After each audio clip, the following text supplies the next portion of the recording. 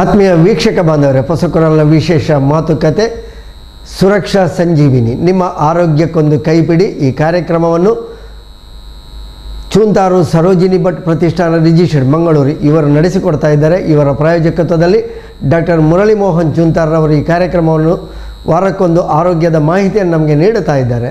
ವಿಶೇಷವಾಗಿ ಈ ವಾರ ಅವರಿಗೆ ನಾವು ಅಭಿನಂದನೆಗಳನ್ನು ಸಲ್ಲಿಸ್ತಾ ಇದ್ದೇವೆ. ಅವರ ಸುರಕ್ಷಾ ಸಂಜೀವಿನಿ ಪುಸ್ತಕಕ್ಕೆ ಪ್ರಶಸ್ತಿ ಒಂದು ಲಭಿಸಿದೆ. ಅದು ಕೂಡ 25,000 ನಗದಿನೊಂದಿಗೆ ಪ್ರಶಸ್ತಿಯ ಪುರಸ್ಕಾರ ಅವರಿಗೆ ದೊರೆಯುತ್ತಾ ಇದೆ. ಅದಕ್ಕಾಗಿ ಅವರಿಗೆ ಎಲ್ಲ ವೀಕ್ಷಕ ಬಂಧುಗಳ ಪರವಾಗಿ ಅಭಿನಂದನೆಗಳನ್ನು ಸಲ್ಲಿಸ್ತಾ ಇದ್ದೇವೆ. ಹಾಗೆ ಡಾಕ್ಟ್ರೇ, ಈ ವಾರ ನಾವು ವಿಶ್ವ ರಕ್ತದಾನಿಗಳ ದಿನ, ಜೂನ್ 14 ತಾರೀಕು ರಕ್ತದಾನಿಗಳ ದಿನ. ಈ ಒಂದು ರಕ್ತದಾನದ ಬಗ್ಗೆ, ಮಹತ್ವದ ಬಗ್ಗೆ ನಾವು ತುಂಬ ಸಲ ಮಾತನಾಡಿದ್ದೇವೆ. ಆದರೂ ರಕ್ತದಾನದ ದಿನದ ಬಗ್ಗೆ ಈ ಒಂದು ಮಾಹಿತಿ ಮತ್ತು ಜಾಗೃತಿಯನ್ನು ಜನರಿಗೆ ಮೂಡಿಸಲಿಕ್ಕಾಗಿ ಕಾರ್ಯಕ್ರಮ ಮಾಡ್ತಾ ಇದ್ದೇವೆ. ಈ ವಿಶ್ವ ರಕ್ತದಾನಿಗಳ ದಿನ ಜೂನ್ 14 ತಾರೀಕಿಗೆ ಯಾಕೆ ಆಗ್ತಾ ಇದೆ, ಏನು ಇದರ ಮಹತ್ವ? ನೋಡಿ, ರಕ್ತದಾನದ ಬಗ್ಗೆ ಜಾಗೃತಿ ಮೂಡಿಸುವ ಉದ್ದೇಶದಿಂದ ಈ ಜೂನ್ 14ರಂದು ವಿಶ್ವದಾದ್ಯಂತ ವಿಶ್ವಸಂಸ್ಥೆ ಈ ಆಚರಣೆಯನ್ನು ಜಾರಿಗೆ ತಂದಿರುವಂಥದ್ದು. 2004ರಲ್ಲಿ ಈ ಆಚರಣೆಯನ್ನು ಜಾರಿಗೆ ತಂದಿರುವಂಥದ್ದು. ನಮಗೆಲ್ಲ ಗೊತ್ತೇ ಇದೆ, ರಕ್ತದಲ್ಲಿ ಬೇರೆ ಬೇರೆ ಗುಂಪುಗಳಿದೆ ಅಂಥೇಳಿ. A group, B group, A B group ಮತ್ತು ಓ ಗ್ರೂಪ್ ಅಂತ ಹೇಳ್ತೇವೆ. ಎ ಬಿ ಓ ಗ್ರೂಪ್ ಅಂತ ನಾವು ಹೇಳ್ತೇವೆ. ಬೇರೆ ಬೇರೆ ರೀತಿಯ ರಕ್ತದ ಗುಂಪುಗಳಿದೆ. ಒಬ್ಬ ವ್ಯಕ್ತಿಯಿಂದ ಇನ್ನೊಂದು ವ್ಯಕ್ತಿಗೆ ರಕ್ತವನ್ನು ಪೂರ್ಣ ಮಾಡಲಿಕ್ಕೆ, ರಕ್ತ ಬ್ಲಡ್ ಟ್ರಾನ್ಸ್ಫ್ಯೂಷನ್ ಅಂತ ಹೇಳ್ತೇವೆ, ರಕ್ತ ಕೊಡುವಾಗ ಅದನ್ನು ಮ್ಯಾಚಿಂಗ್ ಮಾಡಬೇಕಾಗತ್ತೆ. ಎ ರಕ್ತದವನಿಗೆ ಬಿ ರಕ್ತದನ್ನು ಕೊಡಲಿಕ್ಕೆ ಆಗೋದಿಲ್ಲ. ಇದರ ಬಗ್ಗೆ ರಕ್ತದ ಗುಂಪುಗಳನ್ನು ಕಂಡುಹಿಡಿದ ಮಹಾನ್ ಸಂಶೋಧಕ ಕಾರ್ಲ್ ಲ್ಯಾಂಡ್ಸ್ಟೈನರ್ ಅನ್ನುವಂಥ ವಿಜ್ಞಾನಿಯ ಹುಟ್ಟಿದ ದಿನ ಜೂನ್ 14. ಸೊ ಅವರ ನೆನಪಿಗಾಗಿ ಅವರು ಇದನ್ನು ಕಂಡುಹಿಡಿದ ಕಾರಣದಿಂದಲೇ ನಮಗೆ ಇವತ್ತು ಎಲ್ಲ ವೈದ್ಯರಿಗೆ ಈ ರಕ್ತ ಪೂರ್ಣ ಮಾಡಲಿಕ್ಕೆ ಒಂದು ಅವಕಾಶ ಲಭಿಸಿತ್ತು. ಅದರಿಂದಾಗಿ ಕೋಟ್ಯಾಂತರ ಮಂದಿ ಜನರ ಜೀವ ಉಳಿಸಲಿಕ್ಕೆ ವೈದ್ಯರಿಗೆ ಸಹಕಾರ ಆಗಿದೆ. ಸೊ ಅಂತಹ ಮಹಾನ್ ವ್ಯಕ್ತಿ ಅವರಿಗೆ 1901ರಲ್ಲಿ ನೊಬೆಲ್ ಪ್ರಶಸ್ತಿಯನ್ನು ಸಹ ಕೊಟ್ಟಿರುತ್ತಾರೆ. ವೈದ್ಯಕೀಯ ವಿಜ್ಞಾನದಲ್ಲಿ ನೊಬೆಲ್ ಪ್ರಶಸ್ತಿ ಕೊಟ್ಟಿರುತ್ತಾರೆ. ಅವರ ಹುಟ್ಟಿದ ದಿನದಂದು ಅವರ ನೆನಪಿಗಾಗಿ ಅವರು ಈ ರಕ್ತದ ಗುಂಪುಗಳನ್ನು ಕಂಡುಹಿಡಿದದ್ದನ್ನು ನೆನಪಿಸಲಿಕ್ಕೆ, ಆ ಮೂಲಕ ಜನರಲ್ಲಿ ರಕ್ತದಾನದ ಬಗ್ಗೆ ಜಾಗೃತಿ ಮೂಡಿಸುವ ಉದ್ದೇಶದಿಂದ ವಿಶ್ವಸಂಸ್ಥೆ ಈ ಒಂದು ಆಚರಣೆಯನ್ನು ಜಾರಿಗೆ ತಂದಿದೆ. ಸೊ ವಿಶ್ವದಾದ್ಯಂತ ಜಾಗೃತಿ ಕಾರ್ಯಕ್ರಮಗಳು, ಜಾಥಾಗಳು, ರಕ್ತದಾನ ಶಿಬಿರಗಳು, ಮಾಹಿತಿ ಕಾರ್ಯಕ್ರಮಗಳು, ಮೀಡಿಯಾಗಳ ಮುಖಾಂತರ ಜನರನ್ನು ಉತ್ತೇಜಿಸುವಂಥ ಕಾರ್ಯಕ್ರಮಗಳು ನಡೀತಾ ಇದೆ. ಇದರ ನಾಳೆ ಸಹ ಅಷ್ಟೇ ಭಾಳಷ್ಟು ಕಡೆ ನಮ್ಗೆ ಗೊತ್ತಿದೆ ರಕ್ತದಾನ ಶಿಬಿರಗಳು, ವರ್ಗೀಕರಣ ಶಿಬಿರಗಳು ನಡೀತಾ ಇದೆ. ಆ ಮೂಲಕ ಜನರಲ್ಲಿ ಪ್ರಚೋದನೆ ಮೂಡಿಸಿ ಮತ್ತಷ್ಟು ಜನರು ರಕ್ತದಾನ ಮಾಡಲಿಕ್ಕೆ ಪ್ರೇರಣೆ ನೀಡುವಂಥ ಒಂದು ಪುಣ್ಯ ಕಾರ್ಯ ನಡೀತಾ ಇದೆ. ರಕ್ತದಾನಿಗಳ ದಿನ ಅಂತ ಹೇಳಿದರೆ ರಕ್ತವನ್ನು ವರ್ಗೀಕರಿಸಿದಂತಹ ಒಂದು ಮಹಾನ್ ವಿಜ್ಞಾನಿಯ ಹುಟ್ಟಿದ ನೆನಪಿನಲ್ಲಿ ಆ ಒಂದು ದಿನವನ್ನು ಆಚರಿಸ್ತಾ ಇದ್ದಾರೆ ಅಂತ. ಈಗ ರಕ್ತದಾನ ಅಂತ ಹೇಳುವಾಗ ಸಾಮಾನ್ಯವಾಗಿ ಒಂದು 20, 30, 40 ವರ್ಷಗಳ ಹಿಂದೆ ಕಲ್ಪನೆ ಹೇಗಿತ್ತು ಅಂತ ಹೇಳಿದರೆ ರಕ್ತ ಅಂದರೆ ಸಾಮಾನ್ಯವಾಗಿತ್ತು ಅಂತ ಹೇಳಿಕೊಂಡು, ಆನಂತರ ಅದರ ವರ್ಗೀಕರಣ ಬಂತು. ಅದರಲ್ಲೂ ಕೂಡ ಎ ಬಿ ಒಟ್ಟಿಗೆ ಅದರ ಪಾಸಿಟಿವ್ ನೆಗೆಟಿವ್ಗಳು ಕೂಡ ಬಂತು. ಹೀಗೆ ಇರುವಾಗ ಈ ರಕ್ತದ ಗುಂಪುಗಳು ಏನನ್ನು ಸೂಚಿಸ್ತಾ ಇದೆ? ನೋಡಿ, ಒಬ್ಬ ವ್ಯಕ್ತಿಯಿಂದ ಇನ್ನೊಂದು ವ್ಯಕ್ತಿಗೆ ರಕ್ತ ನೀಡುವಾಗ ನಾವು ಏನು ನಮ್ಮ ಚಲನಚಿತ್ರಗಳಲ್ಲಿ ನೋಡ್ತೇವೆ, ಒಬ್ಬ ವ್ಯಕ್ತಿಯ ಕೈಯಿಂದ ನೇರವಾಗಿ ಇನ್ನೊಂದು ವ್ಯಕ್ತಿಗೆ ಕೊಡುವಂಥದ್ದು, ಅದೆಲ್ಲ ರಾಂಗ್ ಮೆಸೇಜ್ ಹೋಗ್ತದೆ ಸಮಾಜಕ್ಕೆ. ಹಿಂದೆ ಅದಿತ್ತು, ಈಗ ಅದು ಕಡಿಮೆ ಆಗಿದೆ ಅಂತಹದ್ದು. ಹೌದೌದು. ಇದು ಏನಾಗ್ತದೆ ಅಂತ ಹೇಳಿದರೆ, ಒಬ್ಬ ವ್ಯಕ್ತಿಯಿಂದ ಪಡೆದಂಥ ರಕ್ತವನ್ನು ಯಾವುದೇ ಕಾರಣಕ್ಕಾಗಿ ನೇರವಾಗಿ ಇನ್ನೊಂದು ವ್ಯಕ್ತಿಗೆ ಕೊಡುವುದಿಲ್ಲ. ಅದನ್ನು ನಾವು ಪರಿಷ್ಕರಿಸ್ತೇವೆ. ಅದರಲ್ಲಿ ಬೇರೆ ಬೇರೆ ಟೆಸ್ಟ್ಗಳನ್ನು, ಅದಕ್ಕೆ HIV ಟೆಸ್ಟ್ ಅಂತ ಇದೆ, ಅದಕ್ಕೆ ಹೆಪಟೈಟಿಸ್ ಟೆಸ್ಟ್ ಅಂತ ಇದೆ, ಹಲವಾರು ಪರೀಕ್ಷೆಗಳನ್ನು ಮಾಡಿ ಆ ರಕ್ತ ಪರಿಶುದ್ಧವಾಗಿದೆ, ಅದು ಒಬ್ಬ ವ್ಯಕ್ತಿಯಿಂದ ಇನ್ನೊಂದು ವ್ಯಕ್ತಿಗೆ ಕೊಡಲಿಕ್ಕೆ ಆಗ್ತದೆ ಅಂತ ಹೇಳಿ ನಮಗೆ ಕನ್ಫರ್ಮ್ ಆದ ನಂತರವೇ ನಾವು ಕೊಡುವಂಥದ್ದು. ಕನಿಷ್ಠ ಪಕ್ಷ ಎಟ್ಲೀಸ್ಟ್ ಒಂದು ದಿನ, ಎಟ್ಲೀಸ್ಟ್ ಒಂದು 4-5 ಅವರ್ಸ್ ಆದರೂ ಒಂದು ವ್ಯಕ್ತಿಯಿಂದ ತೆಗೆದದ್ದನ್ನು ಕೊಡಲಿಕ್ಕೆ ನಮಗೆ ಅಷ್ಟು ಪರಿಷ್ಕರಣೆ ಮಾಡಲಿಕ್ಕೆ ನಮಗೆ ಸಮಯ ತೆಗೆದುಕೊಳ್ತದೆ. ಆ ರೀತಿ ಪರೀಕ್ಷೆ ಮಾಡಿದಾಗ ಅದರಲ್ಲಿ ಯಾವುದಾದ್ರೂ ನೆಗೆಟಿವ್ ಅಂಶಗಳು ಕಂಡು ಬಂದರೆ, ಈಗ ಫಾರ್ ಎಕ್ಸಾಂಪಲ್ HIV ಪಾಸಿಟಿವ್ ಇದೆ ಎಲೈಸಾ ಟೆಸ್ಟ್ನಲ್ಲಿ, ಅಥವಾ ಹೆಪಟೈಟಿಸ್ ವೈರಸ್ ಅದರಲ್ಲಿ ಇದೆ ಅಂತ ಹೇಳಿದರೆ ನಾವು ಅದನ್ನು ವೈಜ್ಞಾನಿಕವಾಗಿ ನಾವು ಅದನ್ನು ತಿರಸ್ಕರಿಸ್ತೇವೆ. ಅದನ್ನು ಬೇರೆ ಯಾವುದೇ ರೋಗಿಗಳಿಗೆ ನಾವು ಕೊಡೋದಿಲ್ಲ. ಹೀಗೆ ಬೇರೆ ಬೇರೆ ಗ್ರೂಪ್ಗಳಿದೆ. ಎ ಗ್ರೂಪ್ ಅಂತಿದೆ, ಎ ಬಿ ಗ್ರೂಪ್ ಅಂತಿದೆ, ಓ ಗ್ರೂಪ್ ಅಂತಿದೆ, ಈ ಬೇರೆ ಬೇರೆ ಗ್ರೂಪ್ ಬಿ ಗ್ರೂಪ್ ಅಂತ ಇದೆ. ಅದರಲ್ಲಿ ಸಹ RH ಪಾಸಿಟಿವ್ ಅಂತ ಹೇಳಿ ಎ ಪಾಸಿಟಿವ್ ಎ ನೆಗೆಟಿವ್ ಅಂತ ಇದೆ, ಬಿ ಪಾಸಿಟಿವ್ ಬಿ ನೆಗೆಟಿವ್, ಹೀಗೆ ಬೇರೆ ಬೇರೆ ರಕ್ತದ ಗುಂಪುಗಳನ್ನು ವರ್ಗೀಕರಣ ಮಾಡಿ ಕೆಲವೊಂದು ವ್ಯಕ್ತಿಗಳಿಗೆ ಯಾವ ರಕ್ತದ ಗುಂಪು ಇದೆ ಅದನ್ನು ಮಾತ್ರ ನಾವು ಕೊಡಲಿಕ್ಕಾಗ್ತದೆ ಎಲ್ಲ. ಹಾಗೆ ಬಾಂಬೆ ಬ್ಲಡ್ ಗ್ರೂಪ್ ಅಂತ ಸಹ ಇದೆ. ಸೊ ಇದು ರಕ್ತದ ವರ್ಗೀಕರಣ ಮಾಡಿ ರಕ್ತ ಪೂರಣ ಮಾಡೋದಕ್ಕಿಂತ ಮೊದಲು ಕ್ರಾಸ್ ಮ್ಯಾಚಿಂಗ್ ಅಂತ ಮಾಡ್ತಾರೆ. ಒಬ್ಬ ವ್ಯಕ್ತಿಯ ರಕ್ತವನ್ನು, ದಾನಿಯ ರಕ್ತವನ್ನು ಈ ನಾವು ತಂದಂತಹ ರಕ್ತದ ಜೊತೆಗೆ ಮಿಕ್ಸ್ ಮಾಡಿ ಯಾವುದಾದ್ರೂ ರಿಯಾಕ್ಷನ್ ಇದೆಯಾ ಅಂತ ನೋಡ್ತೇವೆ. ಹಾಗೆ ಮಾಡಿ ಯಾವುದೇ ರಿಯಾಕ್ಷನ್ ಆಗೋದಿಲ್ಲ ಅಂತೇಳಿ ಕನ್ಫರ್ಮ್ ಮಾಡಿ ಕ್ರಾಸ್ ಮ್ಯಾಚ್ ಮಾಡಿ ಆಮೇಲೆ ರಕ್ತವನ್ನು ನೀಡುವಂಥದ್ದು. ಇಷ್ಟೆಲ್ಲ ಆದರೂ ಕೆಲವೊಮ್ಮೆ ಕಣ್ತಪ್ಪಿನಿಂದಾಗಿ ರಿಯಾಕ್ಷನ್ಗಳಾಗುವ ಸಾಧ್ಯತೆಗಳು ಇರ್ತದೆ. ಮತ್ತು ಟೆಸ್ಟ್ ಮಾಡಿದಾಗಲೂ ಕೆಲವೊಮ್ಮೆ ನೆಗೆಟಿವ್ ಪಾಸಿಟಿವ್ ಆಗೋ ಸಾಧ್ಯತೆಗಳು ಇರುವಂಥದ್ದು. HIV ಪಾಸಿಟಿವ್ ಒಂದು ವರ್ಷದಲ್ಲಿ 1-2 ಇನ್ಸಿಡೆಂಟ್ ಇತ್ತೀಚೆಗೆ ತಾನೇ ಪತ್ರಿಕೆಗಳಲ್ಲಿ ನೋಡಿದೆ. ಬ್ಲಡ್ ಟ್ರಾನ್ಸ್ಫ್ಯೂಷನ್ ಮುಖಾಂತರ HIV ಹರಡಿದೆ, ಗರ್ಭಿಣಿ ಹೆಂಗಸಿಗೆ HIV ರಕ್ತಪೂರಣದ ಮುಖಾಂತರ ಬಂದಿದೆ ಅಂತ ಹೇಳುವ ಇಂಥ ಗೊಂದಲಗಳು ಕೆಲವೊಮ್ಮೆ ಆಗುವುದು ಸಹಜ. ಇದು ಬಹಳ ರೇರ್ ಇನ್ಸಿಡೆಂಟ್. ಒಟ್ಟಿನಲ್ಲಿ ಈ blood grouping is very important. ರಕ್ತದ ಗುಂಪನ್ನು ಕಂಡುಹಿಡಿದು ಪ್ರತಿಯೊಬ್ಬರು ಸಹ ಅವರಿಗೆ ತಮ್ಮದ ರಕ್ತದ ಗುಂಪನ್ನು ತಿಳಿದಿರಲೇಬೇಕು. ಈಗೀಗ ಶಾಲೆಗಳಲ್ಲಿಯೂ ಅಷ್ಟೇ ಮಕ್ಕಳಲ್ಲಿ ID ಕಾರ್ಡ್ನಲ್ಲಿ ಅವರ ಹೆಸರಿನ ಜೊತೆಗೆ ತಂದೆ ತಾಯಿಯರ ಹೆಸರು ಜೊತೆಗೆ ಬ್ಲಡ್ ಗ್ರೂಪ್ ಸಹ ಹಾಕ್ತಾರೆ. ಸರ್ಕಾರ ಅದನ್ನು ಕಂಪಲ್ಸರಿ ಮಾಡಿದೆ. ಯಾಕೆಂತ ಹೇಳಿದರೆ ತುರ್ತು ಅವಘಡದ ಸಂದರ್ಭಗಳಲ್ಲಿ ಅವನ ಬ್ಲಡ್ ಗ್ರೂಪ್ ಯಾವುದಂತೂ ಗೊತ್ತಿದ್ದರೆ ಅವನಿಗೆ ಇಮಿಡಿಯೇಟ್ ರಕ್ತ ಕೊಡಬೇಕು ಅಂತೇಳಿ ಆದರೆ ನಮಗೆ ಅವನ ಗುಂಪು ತಿಳಿದಿದ್ದರೆ ಬೇಗ ನಮಗೆ ಇನ್ನೊಂದು ಬ್ಲಡ್ ಬ್ಯಾಂಕಿನಿಂದ ಬ್ಲಡ್ಡನ್ನು ತಂದು ಕೊಡಲಿಕ್ಕೆ ಸಹ ಅನುಕೂಲ ಆಗ್ತದೆ. ಸೊ ಈ ನಿಟ್ಟಿನಲ್ಲಿ ಪ್ರತಿಯೊಬ್ಬರೂ ಸಹ ಅವರ ಬ್ಲಡ್ಡಿನ ಗುಂಪನ್ನು ತಿಳಿದಿರಬೇಕಾಗಿರುತ್ತದೆ. ತಮ್ಮ ಮಕ್ಕಳದ್ದು, ತಮ್ಮ ಹೆತ್ತವರದ್ದು ಗುಂಪನ್ನು ತಿಳಿದುಕೊಂಡ್ರೆ ನಮಗೆ ವೈದ್ಯರುಗಳಿಗೆ ತುರ್ತು ಅಪಘಾತಗಳ ಸಂದರ್ಭಗಳಲ್ಲಿ, ತುರ್ತು ಸಂದರ್ಭಗಳಲ್ಲಿ ರಕ್ತದ ಅವಶ್ಯಕತೆ ಇರುವಾಗ ಕೊಡಲಿಕ್ಕೆ ಅನುಕೂಲ ಆಗ್ತದೆ. ಸಾಧಾರಣವಾಗಿ ಹೇಳುವಾಗ O ಪಾಸಿಟಿವ್ ಅನ್ನು ಯೂನಿವರ್ಸಲ್ ಡೋನರ್ ಅಂತ ಹೇಳ್ತಾರೆ. ಏನು ಅದು ಹಾಗೆ ಅಂತ ಹೇಳಿದರೆ? O ನೆಗೆಟಿವ್ ಅನ್ನು ನಾವು ಯೂನಿವರ್ಸಲ್ ಡೋನರ್ ಅಂತ ಹೇಳ್ತೇವೆ. ಅಂದರೆ ಆ ರಕ್ತವನ್ನು ಎಲ್ಲರಿಗೂ ಸಹ ಕೊಡಲಿಕ್ಕೆ ಆಗ್ತದೆ. ಯಾವ ಗುಂಪಿನವರಿಗೆ? ಅದರಲ್ಲಿ ಯಾವುದೇ ರೀತಿಯ ಆ್ಯಂಟಿಜನ್ಗಳು ಇರುವುದಿಲ್ಲ, ಆ್ಯಂಟಿಬಾಡಿಗಳು ಇರುವುದಿಲ್ಲ. ಸೊ ಸಾಮಾನ್ಯವಾಗಿ A ಪಾಸಿಟಿವ್ನವರಿಗೆ, A ನೆಗೆಟಿವ್ನವರಿಗೆ ನಾವು ಅದೇ ರಕ್ತದ ಗುಂಪನ್ನು ನಾವು ತೆಗೆದುಕೊಳ್ತೇವೆ. ಒಂದು ವೇಳೆ ಅದೇ ರಕ್ತದ ಗುಂಪಿನ ರಕ್ತ ನಮಗೆ ಸಿಗಲಿಲ್ಲ ಅಂದರೆ ಈ ಯೂನಿವರ್ಸಲ್ ಡೋನರ್ ಅಂತ ನಾವು ಏನು ಹೇಳ್ತೇವೆ, O ನೆಗೆಟಿವ್ ರಕ್ತವನ್ನು ಖಂಡಿತವಾಗಿ ಅದು ಸಿಗಲಿಲ್ಲ ಅಂದರೆ ಇದನ್ನು ಕೊಡಲಿಕ್ಕೆ ಆಗ್ತದೆ. ಪರ್ಯಾಯವಾಗಿ ಅದನ್ನು ಬಳಸಿಕೊಳ್ಬಹುದು. ಹೌದು. ಹಾಗೆ AB ನೆಗೆಟಿವನ್ನು ನಾವು ಯೂನಿವರ್ಸಲ್ ರಿಸೀವರ್ ಅಂತ ಹೇಳ್ತೇವೆ. ಸೊ ಆ ರೀತಿ ಸಿಗಲಿಲ್ಲ ಅಂತೇಳಿ ಆದರೆ ಈ ರೀತಿ ನಾವು ಬೇರೆ ವ್ಯವಸ್ಥೆಗಳನ್ನು ಮಾಡಲಿಕ್ಕೆ. ಸಾಮಾನ್ಯವಾಗಿ ಈ ಕೆಲವು ಈ A ಪಾಸಿಟಿವ್ ಎಲ್ಲ ಭಾಳ ಸುಲಭವಾಗಿ ಸಿಗುವಂಥದ್ದು, very common blood group B positive. ಆದರೆ B ನೆಗೆಟಿವ್, AB ನೆಗೆಟಿವ್ ಇಂತಹ ರಕ್ತದ ಗುಂಪು ಬಹಳ ವಿರಳ ಆಗಿರ್ತದೆ. ಅಂತಹ ವಿರಳ ರಕ್ತದ ಗುಂಪು ಇರುವವರಿಗೆ ನಾವು ಸಾಮಾನ್ಯವಾಗಿ ರಕ್ತದಾನ ಶಿಬಿರಗಳಲ್ಲಿ ಈ ರಕ್ತವನ್ನು ನಾವು ಬ್ಲೀಡ್ ಮಾಡೋದಿಲ್ಲ. ಅಂತಹ ರೋಗಿಗಳನ್ನು, ಅಂತಹ ವ್ಯಕ್ತಿಗಳನ್ನು ನಾನು ಐಡೆಂಟಿಫೈ ಮಾಡಿ ಅವರ ಕಾಂಟ್ಯಾಕ್ಟ್ ನಂಬರ್ಗಳನ್ನು ತೆಗೆದಿಟ್ಕೊಳ್ತೇವೆ. ರ್ಯಾರ್ ಬ್ಲಡ್ ಗ್ರೂಪ್, ಈಗ ಫಾರ್ ಎಕ್ಸಾಂಪಲ್ ಒಬ್ಬಳು ಮಹಿಳೆ ಗರ್ಭಿಣಿ B ನೆಗೆಟಿವ್, ಅವಳಿಗೆ ಡೆಲಿವರಿ ಮಗು ಹೆರಿಗೆಗೆ ರೆಡಿಯಾಗಿದೆ ಅಂತ ಆದಾಗ ಆವಾಗ ಹೆರಿಗೆ ಸಂದರ್ಭಗಳಲ್ಲಿ ತುರ್ತು ರಕ್ತದ ಅವಶ್ಯಕತೆ ಇರ್ತದೆ. ಆವಾಗ ನಾವು B ನೆಗೆಟಿವ್ ರಕ್ತದ ದಾನಿಗಳನ್ನು ಹುಡುಕಿಕೊಂಡು ಹೋಗ್ಲಿಕ್ಕೆ ಆಗೋದಿಲ್ಲ.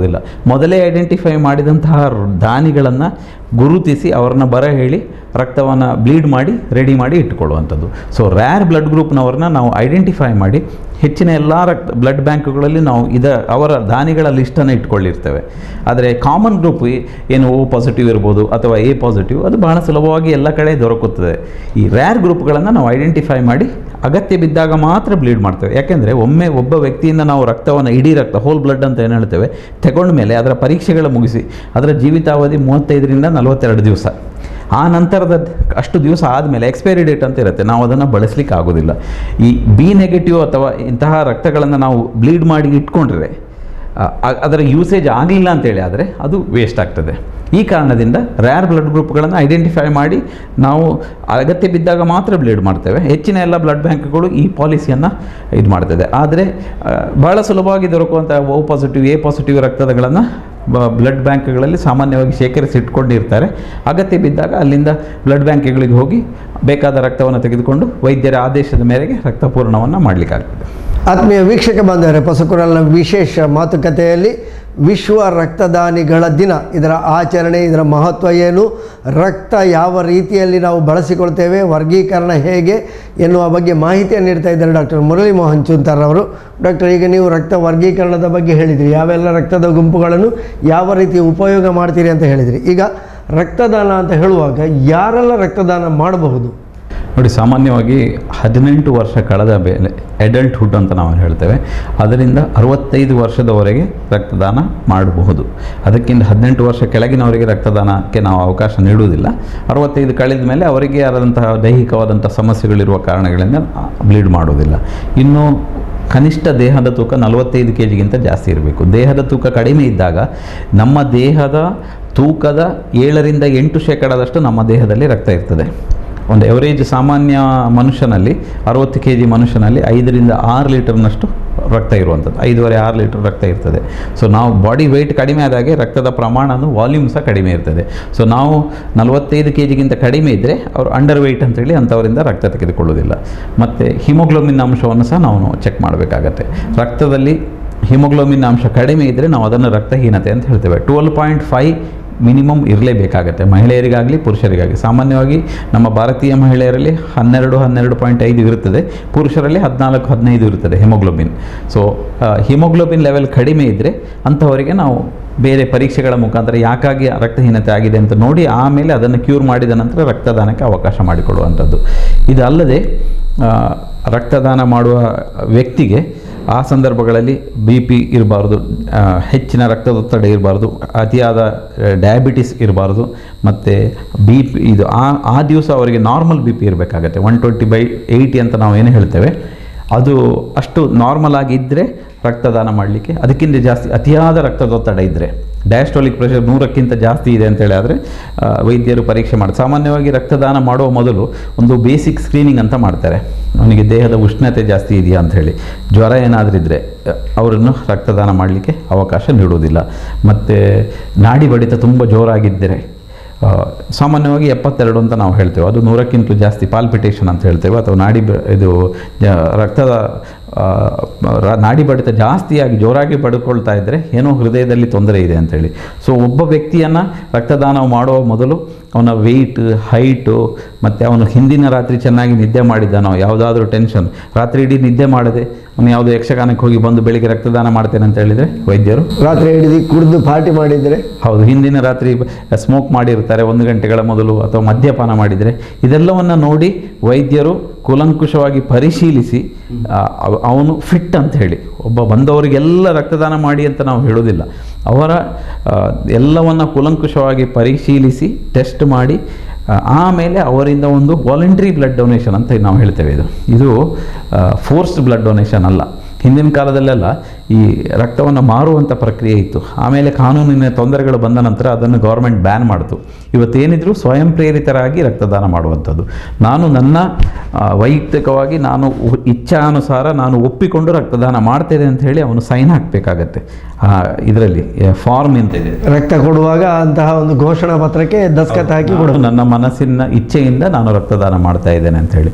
ಸೊ ಇದೆಲ್ಲ ಆದಮೇಲೆ ನೋಡಿಕೊಂಡು ದೆನ್ ಡಾಕ್ಟರ್ ಸರ್ಟಿಫೈ ಮಾಡ್ತಾರೆ ಎಲ್ಲ ನಾರ್ಮಲ್ ಇದೆ, ಇವನಿಗೆ ರಕ್ತದಾನ ಮಾಡಬಹುದು ಅಂತೇಳಿ. ಆಮೇಲೆ ರಕ್ತದಾನ ಮಾಡುವಂತಹ ಪ್ರಕ್ರಿಯೆ. ರಕ್ತದಾನ ಮಾಡುವ ಪ್ರಕ್ರಿಯೆ ಬಹಳ ಸುಲಭವಾದ ಪ್ರಕ್ರಿಯೆ. ಇದೇನು ಗಂಟೆಗಟ್ಟಲೆ 4-5 ಗಂಟೆ ತೆಗೆದುಕೊಳ್ಳೋದಿಲ್ಲ. ಒಮ್ಮೆ ರಕ್ತದಾನ ಮಾಡುವಾಗ ಕೇವಲ 350 ml ರಕ್ತವನ್ನು ತೆಗೆದುಕೊಳ್ಳುವಂಥದ್ದು. ಸೊ ಒಂದು ಸಣ್ಣ ಇಂಜೆಕ್ಷನ್ ಕೊಟ್ಟಾಗ ಏನು ಚುಚ್ಚಿದಾಗ ಏನು ನೋವಾಗುತ್ತೆ ಅಷ್ಟೇ, ಬೇರೆ ಏನೂ ಆಗುವುದಿಲ್ಲ. ಕೇವಲ 10 ನಿಮಿಷಗಳಲ್ಲಿ ಈ ರಕ್ತದಾನದ ಪ್ರಕ್ರಿಯೆ ಮುಗಿದು ಹೋಗ್ತದೆ. ಆರಾಮಾಗಿ ವ್ಯಕ್ತಿ ಮಲಗಿರ್ತಾನೆ. ರಕ್ತನಾಳಗಳ ಮುಖಾಂತರ ಅದು ಒಮ್ಮೆ ಒಬ್ಬರಿಗೆ ಯೂಸ್ ಮಾಡಿದಂತಹ ಚೀಲವನ್ನು ಮತ್ತೊಬ್ಬರಿಗೆ ಯೂಸ್ ಮಾಡೋದು, ಇದೆಲ್ಲ ಕಂಪ್ಲೀಟ್ ಡಿಸ್ಪೋಸಿಬಲ್. ಜನರಿಗೊಂದು ಭಯ ಇರ್ತದೆ, ಅದೇ ಸೂಜಿಯನ್ನು ಇನ್ನೊಬ್ಬರಿಗೆ ಯೂಸ್ ಮಾಡ್ತಾರೆ, ನಮಗೆ ರಕ್ತದಾನ ಮಾಡಿದರೆ ಏಡ್ಸ್ ಬರ್ತದೆ, ಹೆಪಟೈಟಿಸ್ ಬರ್ತದೆ. ಇದು ಬರಲಿಕ್ಕೆ ಸಾಧ್ಯತೆ ಖಂಡಿತವಾಗಿಯೂ ಇಲ್ಲ. ರಕ್ತದಾನ ಮಾಡೋದರಿಂದ ಯಾವುದೇ ರೋಗ ಬರಲಿಕ್ಕೆ ಸಾಧ್ಯ ಇಲ್ಲ. ಯಾಕೆಂದರೆ ಅದು ಒಮ್ಮೆ ಯೂಸ್ ಮಾಡಿದಂತಹ ಸೆಟ್ ಬೇರೆ ಯಾರಿಗೂ ಯೂಸ್ ಮಾಡೋದಿಲ್ಲ. ಆ ಚೀಲವನ್ನು ಪರಿಷ್ಕರಣೆ ಮಾಡಿ ಬೇರೆಯವರಿಗೆ ಕೊಟ್ಟ ಮೇಲೆ ಆ ಚೀಲವನ್ನು ವೈಜ್ಞಾನಿಕವಾಗಿ ಡಿಸ್ಪೋಸ್ ಮಾಡ್ತೇವೆ. ಎಲ್ಲ ಡಿಸ್ಪೋಸಿಬಲ್ ವಸ್ತುಗಳನ್ನು ಬಳಸುವ ಕಾರಣದಿಂದ ಯಾವುದೇ ರೀತಿಯ ತೊಂದರೆ ಆಗೋದಿಲ್ಲ. ಸೊ ಇದೆಲ್ಲವನ್ನು ನೋಡಿ ವೈದ್ಯರು ಪ್ರಮಾಣೀಕರಣ ಮಾಡಿದ ನಂತರವೇ ರಕ್ತದಾನ ಮಾಡಲಿಕ್ಕೆ ಒಂದು ಪೂರಕವಾದಂಥ ವ್ಯವಸ್ಥೆಯನ್ನು ನಾವು ಮಾಡ್ತೇವೆ. ಈಗ ರಕ್ತದಾನ ಯಾರು ಮಾಡಬಾರ್ದು ಅಂತ ಗೊತ್ತಾಯಿತು, ಯಾರೆಲ್ಲ ಮಾಡಬಹುದು? ಯಾಕೆ ಅಂತ ಹೇಳಿದರೆ ನೀವು ಹೇಳಿದ್ರಿ 18 ವರ್ಷದ ಕೆಳಗಿನವರು ಮಾಡಬಾರ್ದು. ಹಾಗಿದ್ರೆ ಯಾರು ಮಾಡಬಹುದು? ಅಲ್ಲ, ಈಗ ಅದೇ ಯಾರು ಮಾಡ್ಬೋದು ಅಂತ ನಾನು ಹೇಳಿದೆ. 18 ವರ್ಷದ ನಂತರ 60 ವರ್ಷದವರೆಗೆ ಎಲ್ಲ. ಇನ್ನು ಯಾರು ಮಾಡಬಾರ್ದು ಅಂತ ಹೇಳಿದರೆ ಸಾಮಾನ್ಯವಾಗಿ ಮಹಿಳೆಯರಿಗೆ ನಾವು ಏನು ಹೇಳ್ತೇವೆ ಅಂದರೆ, ಈ ಗರ್ಭಿಣಿ ಸ್ತ್ರೀಯರಲ್ಲಿ ಅಥವಾ ಅವರಿಗೆ ಮೆನ್ಸ್ಟ್ರುವಲ್ ಪ್ರಾಬ್ಲಮ್ ಇರುವ ಸಮಯಗಳಲ್ಲಿ ಅಥವಾ ಲ್ಯಾಕ್ಟೇಟಿಂಗ್, ಅವರು ಹಾಲು ಉಣಿಸುವ ಸಮಯದಲ್ಲಿ ಸಾಮಾನ್ಯವಾಗಿ ರಕ್ತದಾನ ಮಾಡಲಿಕ್ಕೆ ಅವಕಾಶ ನೀಡುವುದಿಲ್ಲ. ಯಾಕೆಂದರೆ ಅವರಿಗೆ ಮಗುವಿಗೆ 2 ಜೀವಗಳನ್ನು ಕಾಪಾಡುವಂಥ ಒಂದು ಹೊಣೆಗಾರಿಕೆ ಅವರ ಮೇಲೆ ಇರ್ತದೆ. ಮತ್ತು ಮೆನ್ಸ್ಟ್ರುವಲ್ ಟೈಮಲ್ಲಿ ಅವರಿಗೂ ತನ್ನ ರಕ್ತ ಸ್ರಾವ ಆಗ್ತಾ ಇರ್ತದೆ. ಮತ್ತು ಯಾವುದೇ ರೀತಿಯ ಸರ್ಜರಿ ಆಗಿದೆ, ವ್ಯಕ್ತಿಗೆ 3 ತಿಂಗಳ ಹಿಂದೆ ಮೇಜರ್ ಸರ್ಜರಿ ಆಗಿ ಸಾಕಷ್ಟು ರಕ್ತಸ್ರಾವ ಆಗಿದ್ದರೆ ದೇಹದಲ್ಲಿ ರಕ್ತದ ಪ್ರಮಾಣ ಕಡಿಮೆ ಇರ್ತದೆ. ಸೊ ಆ ಕಾರಣದಿಂದಲೂ ನಾವು ಅಥವಾ ಇನ್ಯಾವುದೇ ಕಮ್ಯುನಿಕೇಬಲ್ ಡಿಸೀಸ್, ಮಲೇರಿಯಾ ಇದೆ, ಡೆಂಗ್ಯೂ ಜ್ವರ ಬಂದಿದೆ, ಚಿಕನ್ ಗುನ್ಯಾ ಆಗಿದೆ, ಅಂತಹ ರೋಗಿಗಳಲ್ಲಿ ಸಹ ನಾವು ರಕ್ತದಾನ ಮಾಡೋದು ಬೇಡ ಅಂತ ನಾವು ಒಂದು ರೋಗಿಗಳಿಗೆ ನಾವು ತಿಳಿ ಹೇಳ್ತೇವೆ. ಅಥವಾ ಈಗ ತಾನೇ ತಾವು ಹೇಳಿದ್ರಿ, ಮದ್ಯಪಾನ ಮಾಡಿರುವಂಥದ್ದು, ನಿದ್ರಾಹೀನತೆ ಇರುವಂಥದ್ದು, ನಿದ್ರೆ ಮಾಡಿರದಿರುವಂಥದ್ದು, ಅಥವಾ ಸ್ಮೋಕ್ ಮಾಡಿರುವಂಥದ್ದು, ಅಥವಾ ರೋಗಿಗೆ ಯಾವುದಾದ್ರೂ ಜ್ವರ ಬಂದಿರುವಂಥದ್ದು, ಆ್ಯಂಟಿಬಯೋಟಿಕ್ ತಗೊಂಡಿರುವಂಥ ಕಾಮನ್ ಕೋಲ್ಡ್ ಅಂತ ನಾವು ಹೇಳ್ತೇವೆ, ಶೀತ ಆಗಿದ್ದರೆ ಅಥವಾ ಯಾವುದೇ ರೀತಿಯ ಔಷಧಿಗಳನ್ನು ತಗೊಳ್ತಾ ಇದ್ದರೆ, ಆ್ಯಂಟಿಬಯೋಟಿಕ್ ತಗೊಳ್ತಾ ಇದ್ದರೆ ಯಾರೂ ಸಹ ರಕ್ತದಾನ ಮಾಡಬಾರ್ದು, ಮಾಡುವುದಿಲ್ಲ, ಮಾಡಲಿಕ್ಕೆ ಅವಕಾಶ ಕೊಡುವುದಿಲ್ಲ. ಅಥವಾ ಇನ್ಯಾವುದೇ ರೋಗಕ್ಕೆ ಲಸಿಕೆ ತಗೊಳ್ಕೊಂಡಿದ್ದರೆ, ಹೆಪಟೈಟಿಸ್ ಅಂತೇಳಿ ಲಸಿಕೆ ಇರುತ್ತೆ, ಅಥವಾ ಇನ್ಯಾವುದೇ ರೋಗಕ್ಕೆ ಲಸಿಕೆ ಇಮ್ಯುನೈಸೇಷನ್ ಮಾಡಿದರೆ ಆವಾಗ ಸಹ ನಾವು ರಕ್ತದಾನ ಮಾಡಲಿಕ್ಕೆ ಅವಕಾಶ ಕೊಡೋದಿಲ್ಲ. ಅಥವಾ ಇನ್ಯಾವುದೇ ರೋಗಗಳೇನಾದರೂ, ಲಿವರ್ ಪ್ರಾಬ್ಲಮ್ಗಳಿದೆ, ಹೃದಯಾಘಾತ ಆಗಿರುವಂಥದ್ದು, ಸ್ಟ್ರೋಕ್ ಆಗಿರುವಂಥದ್ದು, ಅಥವಾ ಮೇದೋಜೀರಕ ಗ್ರಂಥಿಯ ಪ್ರಾಬ್ಲಮ್ಗಳು, ಥೈರಾಯ್ಡ್ ಪ್ರಾಬ್ಲಮ್ಗಳು, ನಾವು ಕಂಪ್ಲೀಟಾಗಿ ರೋಗಿಯ ಹಿಸ್ಟ್ರಿಯನ್ನು, ಚರಿತ್ರೆಯನ್ನು ನಾವು ದಾಖಲಾತಿ ಮಾಡ್ತೇವೆ. ಯಾವುದೇ ರೋಗದಿಂದ ಬಳಲ್ತಾ ಇದ್ದರೆ ಅಥವಾ ಕಳೆದ 3 ತಿಂಗಳಲ್ಲಿ ಇನ್ಯಾರಿಗೂ ರಕ್ತದಾನ ಅವರು ಮಾಡಿದರೆ, ಇದೆಲ್ಲವನ್ನು ನಾವು ಪರಿಶೀಲಿಸಿ ನೋಡಿ ಡಾಕ್ಯುಮೆಂಟ್ ಮಾಡಿ ಅವನ ಎಲ್ಲವನ್ನು ನೋಡಿಕೊಂಡು, ಅಥವಾ ಅನ್ಕಂಟ್ರೋಲ್ಡ್ ಡಯಾಬಿಟಿಸ್ ಅಂತ ನಾವು ಹೇಳ್ತೀವಿ, ಅವನಿಗೆ ಶುಗರ್ ಕಂಟ್ರೋಲಲ್ಲಿಲ್ಲ, ಅಥವಾ BP ಸಿಕ್ಕಾಬಟ್ಟೆ ಜಾಸ್ತಿ ಇದೆ, ಮತ್ತು ಮೆದುಳಿನ ಸಂಬಂಧಿ ಈ ಅಪಸ್ಮಾರ ರೋಗ ಇದ್ದರೆ ಅಂಥವರಿಗೆಲ್ಲ ನಾವು ರಕ್ತದಾನ ಮಾಡಲಿಕ್ಕೆ ಬಿಡೋದಿಲ್ಲ. ಒಟ್ಟಿನಲ್ಲಿ ಒಬ್ಬ ವ್ಯಕ್ತಿಯ ತೂಕದಿಂದ ಹಿಡಿದು, BP-ಯಿಂದ ಹಿಡಿದು, ಶುಗರ್ನಿಂದ ಹಿಡಿದು ಎಲ್ಲ ಪರೀಕ್ಷೆಗಳನ್ನು ನೋಡಿ, ಹೆಮೋಗ್ಲೋಬಿನನ್ನು ನೋಡಿ ವೈದ್ಯರು ಪ್ರಮಾಣೀಕರಿಸಿ ಅವನು ಫಿಸಿಕಲಿ ಫಿಟ್ ಆಗಿದ್ದಾನೆ, ಅವನು ಹೆಲ್ದಿ ಆಗಿದ್ದಾನೆ, ಅವನು ರಕ್ತದಾನ ಮಾಡ್ಬೋದು ಅಂತ ಹೇಳಿ ಮಾಡಿದ ನಂತರವೇ ರಕ್ತದಾನ ಮಾಡುವಂಥ ಪ್ರಕ್ರಿಯೆಯನ್ನು ನಾವು ಶುರು ಮಾಡುವಂಥದ್ದು. ಆ ಲೆಕ್ಕ ನೋಡಿದರೆ ರಕ್ತದಾನ ಮಾಡಲಿಕ್ಕೆ ಹೋಗುವವರು ತಮ್ಮ ಆರೋಗ್ಯವನ್ನು ಒಮ್ಮೆ ನೋಡಿಕೊಂಡಾಗ ಆಗ್ತದೆ. ಖಂಡಿತ ರಕ್ತದಾನ ಮಾಡುವುದರಿಂದ ನಿಮಗೆ ಫ್ರೀಯಾಗಿ ಒಮ್ಮೆ ಎಲ್ಲವನ್ನು ಪರೀಕ್ಷೆ ಮಾಡಿದಾಗ ಆಗಿರುತ್ತೆ. ನಿಮ್ಮ ಬಾಡಿ ಸ್ಕ್ರೀನ್ ಮಾಡ್ತಾರೆ, ನಿಮ್ಮ ದೇಹದ ಕಂಪ್ಲೀಟಾಗಿ ಸ್ಕ್ರೀನ್ ಮಾಡಿ ನೀವು ಫಿಟ್ ಇದ್ದೀರಾ ಇಲ್ಲೋ, ಆರೋಗ್ಯವಂತರ ಹೌದಾ ಅಲ್ವೋ ಅಂತ ಹೇಳಿ ನಿಮಗೆ ಉಚಿತವಾಗಿ ನಿಮಗೆ ಟೆಸ್ಟ್ ಮಾಡಿದಾಗ ಆಗುತ್ತೆ. ಎಲ್ಲ ಆರೋಗ್ಯ ಸರಿಯಾಗಿ ಗೊತ್ತಾಗ್ತದೆ. ಬೇಸಿಕ್ ಸ್ಕ್ರೀನಿಂಗ್ ಅಂತೂ ಗೊತ್ತಾಗ್ತದೆ, ನಿಮಗೆ ಯಾವುದಾದ್ರು ತೊಂದರೆಗಳಿದೆಯಾ ಅಂತ ಹೇಳಿ. ನಮಗೆ ಕೆಲವರಿಗೆ ಗೊತ್ತಿರೋದಿಲ್ಲ, ಅವರಿಗೆ ಡಯಾಬಿಟಿಸ್ ಇದೆಯಾ, ಕೆಲವರಿಗೆ ಹೈಪರ್ ಟೆನ್ಷನ್ ಇದೆಯಾ ಅಂತ. ಹೆಚ್ಚಿನವ್ರು ಏನಾಗ್ತದೆ ಅಂದರೆ, ನಾನು ರಕ್ತದಾನ ಮಾಡ್ತೇನೆ ಅಂತ ಬರ್ತಾರೆ, ಬಂದು ಅವರ BP ನೋಡಿದಾಗ 160/100 ಇರುತ್ತೆ. ಆವಾಗ ಪುನಃ ನಾವು ಒಂದು ರೀಡಿಂಗ್ನಲ್ಲಿ ನಾವು ಅವರಿಗೆ BP ಇದೆ ಅಂತ ನಾವು ಹೇಳಲ್ಲ, ಒಂದು 10 ನಿಮಿಷ ಕೂತ್ಕೊಳ್ಳಿಸ್ತೇವೆ. 10 ನಿಮಿಷ ಕೂರಿಸಿ ಸುಧಾರಿಸ್ಕೊಂಡು, ಕೆಲವೊಮ್ಮೆ ಓಡಿಕೊಂಡು ಟೆನ್ಷನಲ್ಲಿ ಬರ್ತಾರೆ. ಮತ್ತು ಕೆಲವೊಮ್ಮೆ ಮೊದಲನೇ ಬಾರಿ ರಕ್ತದಾನ ಮಾಡುವವರಿಗೆ ಒಂದು ನೋಡೋದಾಗಲೇ ಕೈಕಾಲು ಬಿದ್ದು ಹೋಗುವಂಥ ಪರಿಸ್ಥಿತಿ, ವ್ಯಕ್ತವಾದ ಭಯ ಇರುತ್ತೆ. ಸೊ ಕೆಲವೊಮ್ಮೆ ಈ ಜನ ನೋಡಿದ ಕೂಡಲೇ ಹೆದರ್ತಾರೆ. ಸೊ ಅಂಥ ಸಂದರ್ಭಗಳಲ್ಲಿ ನಾವು ಅವರನ್ನು ಕೂರಿಸಿ ಸುಧಾರಿಸಿ ಒಂದು ಗ್ಲಾಸ್ ನೀರು ಕುಡಿಸಿ ಸಮಾಧಾನ ಮಾಡಿಸಿ, ನೋಡಪ್ಪ ಏನು ತೊಂದರೆ ಇಲ್ಲ ಅಂತೇಳಿ ಮಗದೊಮ್ಮೆ ಅವರ ಪರೀಕ್ಷೆಯನ್ನು ನಾವು ಮಾಡ್ತೇವೆ, ಇದು BP-ಯನ್ನು. ಆವಾಗಲೂ ಸಹ ಸಾಮಾನ್ಯವಾಗಿ ಈ ಬೇರೆ ವಸ್ತುಗಳನ್ನು ನೋಡಿ ಎಕ್ಸ್ಟರ್ನಲ್ ಎನ್ವೈರ್ನ್ಮೆಂಟ್ನಿಂದ ನಮ್ಮ ಸಿಸ್ಟೋಲಿಕ್ ಪ್ರೆಷರ್ ಅಂತ ಏನು ಹೇಳ್ತೇವೆ ಅದು ಜಾಸ್ತಿ ಆಗ್ತದೆ, ಆದರೆ ಕೆಳಗಿನ ವ್ಯಾಲ್ಯೂ ಡಯಾಸ್ಟೋಲಿಕ್ ಜಾಸ್ತಿ ಆಗೋದಿಲ್ಲ. ಅದನ್ನು ನಾವು ಪುನಃ ಚೆಕ್ ಮಾಡಿದಾಗ ಅದು ಸಹ ಜಾಸ್ತಿ ಇದೆ, 100ಕ್ಕಿಂತ ಜಾಸ್ತಿ ಇದೆ ಅಂದರೆ ಏನೋ ಅವರಿಗೆ ತೊಂದರೆ ಇದೆ ಅಂತ ಹೇಳಿ, ಖಂಡಿತವಾಗಿ ಅವರಿಗೆ ರಕ್ತದೊತ್ತಡ ಕಾಯಿಲೆ ಇದೆ ಅನ್ನೋದು ಒಂದು ಕನ್ಫರ್ಮ್. ಅವರಿಗೆ ನಾವು ಹೇಳ್ತೇವೆ, ನೋಡಪ್ಪ ನೀವು ರಕ್ತದಾನ ಮಾಡಬಾರ್ದು ಅಂತ ಹೇಳಲ್ಲ, ಅವರನ್ನು ಡಿಸ್ಕರೇಜ್ ಮಾಡಲ್ಲ, ನಿಮ್ಮ ರಕ್ತದೊತ್ತಡವನ್ನು ಕಂಟ್ರೋಲ್ ಮಾಡಿ. BP ಇದ್ದರೆ ಖಂಡಿತವಾಗಿ ರಕ್ತದಾನ ಮಾಡ್ಬೋದು, ಆದರೆ BP ಕಂಟ್ರೋಲಲ್ಲಿ ಇರಬೇಕು. BP ಮೆಡಿಸಿನ್ಸ್ ತಗೊಳ್ತಾ ಇದ್ದರೆ ಖಂಡಿತವಾಗಿ ಕೊಡ್ಬೋದು, ರಕ್ತದಾನ ಮಾಡಬಾರ್ದು ಅಂತೇಳಿ. ಈವನ್ ಡಯಾಬಿಟಿಸ್ ಇರುವವರು ಸಹ ರಕ್ತದಾನ ಮಾಡ್ಬೋದು. ನನಗೆ ಶುಗರ್ ಇದೆ, ನಾನು ರಕ್ತ ಕೊಡೋದಿಲ್ಲ, ನನ್ನ ಶುಗರ್ ಸ್ವೀಟ್ ಉಂಟು, ನನ್ನ ಬ್ಲಡ್ ಸ್ವೀಟ್ ಉಂಟು, ಹಾಗೆ ಹೇಳುವ ಜನರನ್ನು ನಾನು ನೋಡಿದ್ದೇನೆ. ನಿಮ್ಮ ಡಯಾಬಿಟೀಸ್ ಮತ್ತು hypertension lifestyle disorder, ಅದನ್ನು ನೀವು ಈಸಿಲಿ ಮೆಡಿಸಿನ್ ಇಲ್ಲದೆ ನಿಮ್ಮ ಜೀವನ ಶೈಲಿಯನ್ನು, ಆಹಾರ ಪದ್ಧತಿಯನ್ನು ಬದಲಿಸಿ ಕಂಟ್ರೋಲ್ ಮಾಡಲಿಕ್ಕೆ ಆಗತ್ತೆ. ಕಂಟ್ರೋಲ್ಡ್ ಡಯಾಬಿಟೀಸ್ ಮತ್ತು ಹೈಪರ್ ಟೆನ್ಷನ್ ರೋಗಿಗಳು ಖಂಡಿತವಾಗಿ ಸಹ ರಕ್ತದಾನ ಮಾಡ್ಬೋದು, ಆದರೆ 2 ಸಹ ಕಂಟ್ರೋಲಲ್ಲಿ ಇರಬೇಕಾಗತ್ತೆ. ಆತ್ಮೀಯ ವೀಕ್ಷಕ ಬಾಂಧವರೇ, ಹೊಸಕುರಲ್ನ ವಿಶೇಷ ಮಾತುಕತೆಯಲ್ಲಿ ನಾವು ವಿಶ್ವ ರಕ್ತದಾನಿಗಳ ದಿನ, ಇದರ ಮಹತ್ವ, ಇದರ ಯಾವ ರೀತಿ ರಕ್ತದಾನ ಮಾಡಬಹುದು, ಯಾರೆಲ್ಲ ಮಾಡ್ಬೋದು ಎನ್ನುವ ಬಗ್ಗೆ ಮಾಹಿತಿಯನ್ನು ನೀಡ್ತಾ ಇದ್ದಾರೆ ಡಾಕ್ಟರ್ ಮುರಳಿ ಮೋಹನ್ ಚೂಂತಾರ್ರವರು. ಡಾಕ್ಟರ್, ಈಗ ರಕ್ತದಾನದ ಅವಶ್ಯಕತೆ ಯಾವಾಗೆಲ್ಲ ಇರ್ತದೆ, ಮತ್ತು ಈಗ ರಕ್ತದಾನ ಮಾಡೋದ್ರಿಂದ ನೀವು ಹಾಗೆ ಹೇಳಿದ್ರಿ ಕೆಲವೊಮ್ಮೆ ರೋಗಗಳು ಬರುವಂತಹದ್ದು, ಇಂತಹ ಸಾಧ್ಯತೆಗಳು ಎಷ್ಟಿದೆ? ನೋಡಿ, ರಕ್ತದಾನ ಮಾಡುವುದರಿಂದ ಯಾವುದೇ ರೋಗ ಬರುವ ಸಾಧ್ಯತೆಗಳು ಇಲ್ಲ. ಯಾಕೆಂತ ಹೇಳಿದರೆ, ಕೆಲವರಿಗೊಂದು ತಪ್ಪು ಕಲ್ಪನೆ ಇದೆ, ನಾವು ರಕ್ತದಾನ ಮಾಡೋದ್ರಿಂದ ನಮಗೆ ರಕ್ತದಾನ ಮಾಡೋದ್ರಿಂದ ಯಾವುದೇ ರೋಗ ಬರುವುದಿಲ್ಲ. ಅದನ್ನು ನಾನು ಕ್ಯಾಟಗೋರಿಕಲಿ ಇಲ್ಲ ಅಂತ ಹೇಳ್ತೇನೆ. ಆದರೆ ರಕ್ತದಾನ ಮಾಡಿದ ರಕ್ತ ಪಡೆದುಕೊಂಡವನಿಗೆ ಪ್ರಮಾದವಶಾತ್ ರೋಗ ಬರುವ ಸಾಧ್ಯತೆಗಳು ಇದೆ. ಈಗ ಸಾಮಾನ್ಯವಾಗಿ ಒಬ್ಬ ವ್ಯಕ್ತಿಯಿಂದ ನಾವು ರಕ್ತ ತೆಗೆದುಕೊಂಡ ಬಳಿಕ ಕಂಪ್ಲೀಟ್ ಸ್ಕ್ರೀನಿಂಗ್ ಮಾಡ್ತೇವೆ, ಎಲೈಸಾ ಟೆಸ್ಟ್ ಅಂತ ಮಾಡ್ತೇವೆ, ಹೆಪಟೈಟಿಸ್ ಮತ್ತು ಏಡ್ಸಿನ ಬಗ್ಗೆ, HIV ಟೆಸ್ಟ್ ಅಂತ ಹೇಳ್ತೇವೆ. ಅದನ್ನು HIV ವೈರಾಣು ಇದೆಯಾ ಅಂತ ಟೆಸ್ಟ್ ಮಾಡ್ತೇವೆ. ಹಾಗೆ ಹೆಪಟೈಟಿಸ್ C ಮತ್ತು Bಗೆ ನಾವು ಮಾಡ್ತೇವೆ.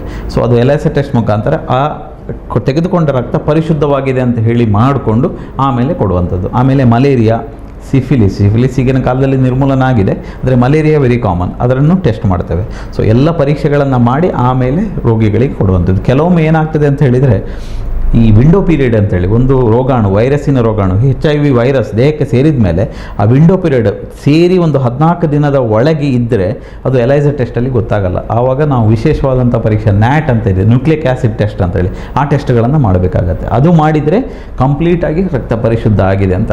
ಕೆಲವೊಮ್ಮೆ ಅದೇ ಒಂದು 6 ತಿಂಗಳ ಹಿಂದೆ ಒಬ್ಬ ಗರ್ಭಿಣಿಗೆ ರಕ್ತದಾನದ ಮಾಡಿದ ಬಳಿಕ ಅವಳಿಗೆ HIV ಬಂದು ಪಾಸಿಟಿವ್ ಆಗಿದೆ ಅಂತ ಹೇಳಿ ಒಂದು ದೂರು ಬಂತು. ಅದು ಬಹಳಷ್ಟು ಸುದ್ದಿಯಾಗಿತ್ತು, ರಾಷ್ಟ್ರೀಯ ಮಾಧ್ಯಮಗಳಲ್ಲಿ ಚರ್ಚೆ ಆಗಿತ್ತು.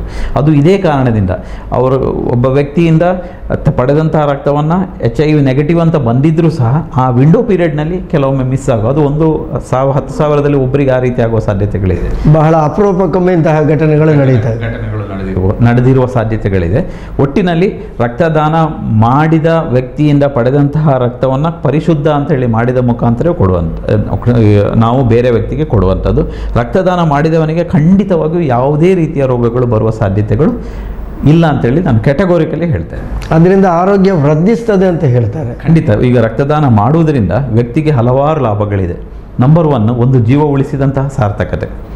ಅವರು ನೀಡುವ ರಕ್ತದಿಂದ ಈ 350 ml ರಕ್ತಕ್ಕೆ ಎಷ್ಟು ಬೆಲೆ, ಇದು ಮೌಲ್ಯ ಇದೆ ಅಂದರೆ 4 ಜೀವಗಳನ್ನು ಉಳಿಸ್ಬೋದು. ನಾವು ಒಬ್ಬ ವ್ಯಕ್ತಿಯಿಂದ ತೆಗೆದುಕೊಂಡಂಥ ರಕ್ತದಿಂದ ನಾವು ಅದನ್ನು ಪ್ಲೇಟ್ಲೆಟನ್ನು ಸೆಪ್ರೇಟ್ ಮಾಡಲಿಕ್ಕಾಗತ್ತೆ, ಅದರಿಂದ ಒಂದು ಜೀವ ಉಳಿಬೋದು.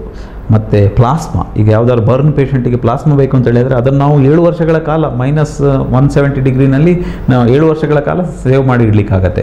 ಪ್ಲಾಸ್ಮಾವನ್ನು ಕೊಡ್ಬೋದು. ಅಥವಾ ಇದು ಫಾರ್ಮ್ಡ್ ಎಲಿಮೆಂಟ್ಸ್ ಅಂತೇಳಿ WBC, RBC ಮತ್ತು ಪ್ಲೇಟ್ಲೆಟ್ಗಳನ್ನು ಒಟ್ಟಾಗಿ ಕೆಲವೊಮ್ಮೆ ಕೊಡಲಿಕ್ಕಾಗತ್ತೆ. ಸೊ ಒಟ್ಟಿನಲ್ಲಿ ಒಬ್ಬ ವ್ಯಕ್ತಿ ಕೊಡುವ ರಕ್ತದಿಂದ 3 ರಿಂದ 4 ಜನರ ಜೀವಗಳನ್ನು ನಾವು ಖಂಡಿತವಾಗಿ ಉಳಿಸಲಿಕ್ಕೆ ಸಾಧ್ಯ ಇದೆ. ಸೊ ಒಂದು ಜೀವ ಉಳಿಸಿದಂಥ ಒಂದು ಸಾರ್ಥಕತೆ, ಒಂದು ಪುಣ್ಯ ನಿಮಗೆ ಬರ್ತದೆ. ಮತ್ತು ನಿಮ್ಮ ಈ ಎಕ್ಸ್ಪೆರಿಮೆಂಟ್ಗಳಿಂದ ಪ್ರೂವ್ ಆಗಿದೆ, ನಿಮ್ಮ ರಕ್ತದ ಒತ್ತಡ ನಿರಂತರವಾಗಿ ರಕ್ತದಾನ ಮಾಡೋದ್ರಿಂದ ರಕ್ತದ ಒತ್ತಡ ಕಡಿಮೆ ಆಗ್ತದೆ ಅಂತೇಳಿ. ನೀವು ಒಮ್ಮೆ ರಕ್ತದಾನ ಮಾಡಿದರೆ ನಿಮ್ಮ BP ಕಡಿಮೆ ಆಗ್ತದೆ ಅಂತ ಹೇಳಲ್ಲ, ನಿರಂತರವಾಗಿ ನೀವು ರಕ್ತದಾನ ಮಾಡ್ತಾ ಇದ್ದರೆ ರಕ್ತದ ಒತ್ತಡ ನಿಯಂತ್ರಣಕ್ಕೆ ಸಹಕಾರಿಯಾಗ್ತದೆ. ಮತ್ತು ಹಾಗೆ ಹೃದಯಾಘಾತ ಆಗೋ ರೆಗ್ಯುಲರ್ ಆಗಿ ರಕ್ತದಾನ ಮಾಡುವವರಿಗೆ ಹೃದಯಾಘಾತ ಆಗುವ ಸಾಧ್ಯತೆ 50% ಕಡಿಮೆ ಆಗಿದೆ ಅಂತೇಳಿ ಬ್ರಿಟಿಷ್ ಜರ್ನಲಲ್ಲೇ ಅದು ಪಬ್ಲಿಷ್ ಆಗಿದೆ. ಈ ಕಾರಣದಿಂದ ಹಾಗೆ ಕೊಬ್ಬು ಅಷ್ಟೇ, ದೇಹದಲ್ಲಿರುವಂಥ ಕೊಲೆಸ್ಟ್ರಾಲ್ ಅಂಶ ಕಡಿಮೆ ಆಗ್ತದೆ. ಅದು ಒಮ್ಮೆ ಕೊಟ್ಟರೆ ನಿಮ್ಮದು 275 ಇದ್ದಂಥ ಕೊಲೆಸ್ಟ್ರಾಲ್ 150ಕ್ಕೆ ಬಂದು ನಿಲ್ಲುವುದಿಲ್ಲ.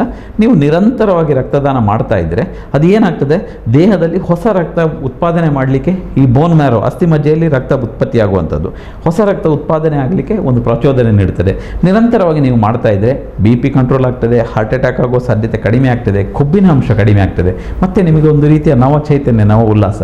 ರಕ್ತದಲ್ಲಿ ಈಗ ನಿಂತ ನೀರಿನಿಂದ ಹಲವಾರು ಕಾಯಿಲೆಗಳು ಬರ್ತದೆ. ಹಾಗೆಯೇ ರಕ್ತ ಅನ್ನೋದು ಹರಿತಾ ಇರಬೇಕು, ಅದು ಒಂದೇ ಕಡೆ ನಿಲ್ಲಬಾರ್ದು. ನಮ್ಮ ರಕ್ತವನ್ನು ಇನ್ನೊಬ್ಬರಿಗೆ ಕೊಟ್ಟಾಗ, ರಕ್ತ ಇರುವುದೇ ಪರಿಚಲನೆಗಾಗಿ, ಒಬ್ಬ ವ್ಯಕ್ತಿಯಿಂದ ಇನ್ನೊಂದು ವ್ಯಕ್ತಿಗೆ ಹೋದಾಗ ಅದು ರಕ್ತ ಪರಿಚಲನೆ ಆಗ್ತಾ ಇರಬೇಕು, ಹೊಸ ರಕ್ತ ಉತ್ಪತ್ತಿ ಆಗ್ತಾ ಇರಬೇಕು. ನಮಗೆ ಹೊಸ ಚೈತನ್ಯ, ಹೊಸ ಉಲ್ಲಾಸ ಸಿಗ್ತದೆ, ಜೀವ ಉಳಿಸಿದ ಸಾರ್ಥಕತೆ ಸಿಗ್ತದೆ. ಪ್ಲಸ್ ನಾವು ಇನ್ನೊಂದು ನಾವೆಲ್ಲ ರಕ್ತ ಸಂಬಂಧಿಗಳಾಗ್ತೇವೆ. ಏನು ನಮ್ಮ ವಸುದೈವ ಕುಟುಂಬಕಂ ಅಂತ ನಾವೇನು ಹೇಳ್ತೀವಿ, ನಾವೆಲ್ಲ ವಿಶ್ವ ಭಾತೃತ್ವದ ಸಂದೇಶ, ನಾವೆಲ್ಲರೂ ಒಂದೇ ಅಂತ ನಾವು ಹೇಳ್ತೀವಿ, ಅಣ್ಣ ತಮ್ಮಂದರು ಅಂತ ಹೇಳಿ. ಒಬ್ಬನ ರಕ್ತ, ಅದರಲ್ಲಿ ಈಗ ಫಿಲ್ಮ್ಗಳೆಲ್ಲ ತೋರಿಸ್ತಾರೆ, ಹಿಂದೂ, ಮುಸ್ಲಿಂ, ಕ್ರೈಸ್ತ ಅಂತೇಳಿ, ರಕ್ತದ ಬಣ್ಣ ಕೆಂಪು, ಎಲ್ಲರದ್ದು ಒಂದೇ. ನಾವು ಒಂದು ವ್ಯಕ್ತಿಯಿಂದ ಇನ್ನೊಂದು ವ್ಯಕ್ತಿಗೆ ಕೊಡುವಾಗ ಅವನು ಯಾವ ಜಾತಿ, ಅವನು ಬೌದ್ಧನ, ಹಿಂದುವ, ಮುಸ್ಲಿಮ, ಕ್ರೈಸ್ತನ ನೋಡೋದಿಲ್ಲ, ಅವನ ಗ್ರೂಪ್ ಮಾತ್ರ ನೋಡ್ತೇವೆ.